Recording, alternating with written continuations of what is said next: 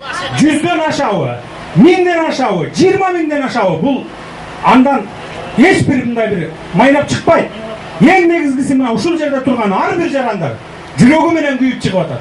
Ушул жерде тұрған ар бир жаран Кыргызстандагы саясаттын погодасын түзөт, мындайча айтканда. Мен бир тыйын берип бирөөңөрдү чакырган жокмун. Ар ким өз жүрөгүңөр менен чыккыла деп айттым. Мурда бийликтегилер мени түндүктүктөр басып алгантат, же болбосо түштүктүктөр бийлигимди тартып алгантат деп ушундай митингге чыгарчу. Мен антип чыгарган жокмун. Бир дагы партияны жардамга чакырган жокмун. Бир дагы партиялашым Келдибеков, Ташиев, Султанов жана башкаларды бирөөнү дагы чакырган жокмун. Мен айттым, мен Кыргызстандын жараны катары, өзүмдүн жаран катары митингимди уюштурамын.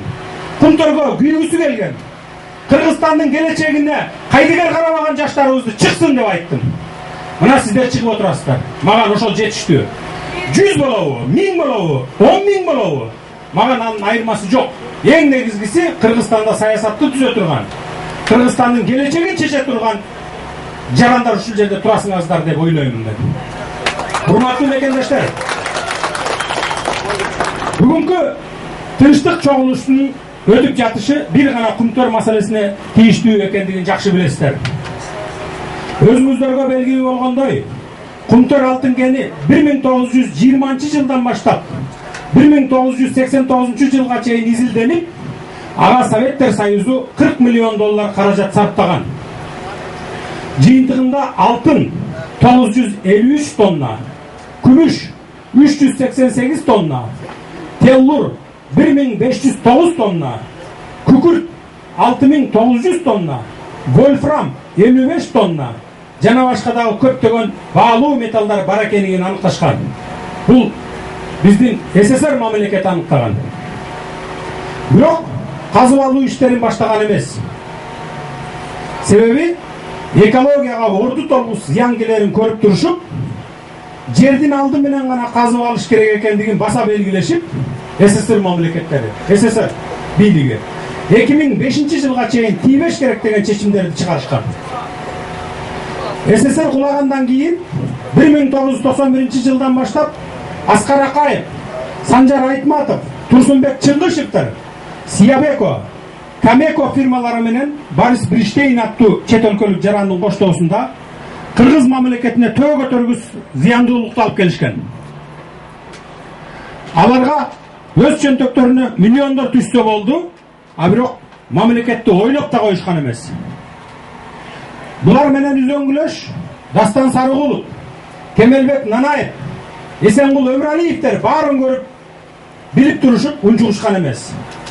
Тескерисинче, Кемелбек Нанаев 1993 жылы 24 февраль күнү Улуттук банктын төрагасы болуп туруп, алтындын эсебинен 1 миллион 915 миң 891 миң долларды өз чөнтөгүнө уруп койгон. 2 миң доллар, 2 миллион доллар. Бул иш боюнча 2005 жылы Нанаевке кылмыш иши козголуп, белгисиз себептер менен кайрадан жабылып калган. Баштапкы макулдашууга ылайык Кумтөр алтын кени 2007 жылы толугу менен 100% Кыргызстанга өтүш керек эле. Бирок канадалык шылуундар биздин президент Акаев, премьер-министр Танаев жана башка майда чиновниктердин коштоосунда 2003 жылдын декабрь айында 50 жылга толугу менен канадалык ишкерлерге тартуулашкан. Кумтөр алтын кени.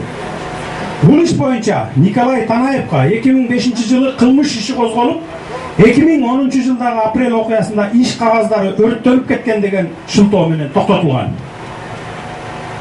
2007 жылы 30 августта Кыргыз өкмөтүнүн премьер-министри Атамбаев тарабынан келишимди кайрадан карап чыгуу маселеси каралып кол коюшкан.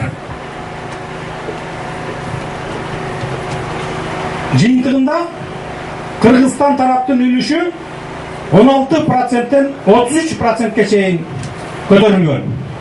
Бирок ушуну менен эле Кыргыз тарапка пайдалуу чечим чыккан эмес. Сентера Голдтун 90% пайдасын. Құмтөр ал эми 10%-ын Монголиядагы Бороо кени берип тургандыгы эч кимдин көңүлүн буруп текшерген эмес. Канадалык шылымдар болсо эч бир алтын казылбаган. Невададагы Рен, Монголиядагы Гатсурт кендерин кошуп көрсөтүшкөн дагы как будто аякта ошол тонналаган алтындар чыгып атат деп көрсөтүшүп